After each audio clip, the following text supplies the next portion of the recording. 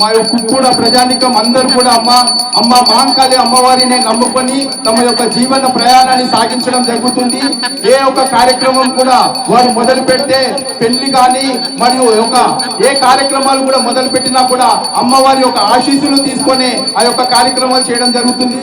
మీరు ఆజ్ఞాపించిన ప్రకారంగానే అమ్మవారికి నిత్య పూజ కైంకర్యాలు మరియు బోనాల ఉత్సవాలు మరియు దసరా శరన్నవరాత్రుల్లోని అత్యంత వైభవపేతంగా పూజా కార్యక్రమాలని వేద పండితుల ద్వారా నిర్వహించి అందరికీ కూడా సుఖ సంతోషాలు ఉండాలనే సంతోషంతో ఆ యొక్క పూజా కార్యక్రమాలు తెలియజేస్తున్నాం తల్లి.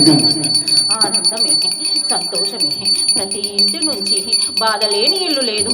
నన్ను తలుసుకోండి, నా దగ్గరికి వచ్చి పువ్వో పత్రి పెట్టి దండం పెట్టి మీ కోరికలు మీ బాధలన్నీ నాకు చెప్పుకోండి.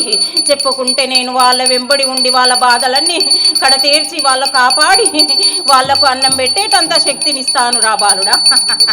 చాలా ధన్యవాదాలు తల్లి. మేమందరం కూడా నీ పిల్లలము, మీ ఆశీస్సులు మాపై ఎల్లవేళలా ఉండాలని ఒప్పుకున్న ప్రజానికం, దేవాలయ కమిటీ వారు అందరూ కూడా సుఖ సంతోషాలతో ఆరోగ్యాలతో ఉండాలని మీరు దీవించాలి తల్లి.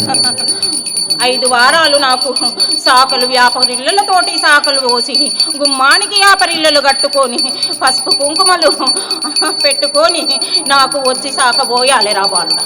ఎవరికి ఏ రోగరోష్టాలు రాకుండా చూసుకునే బాధ్యత నాది.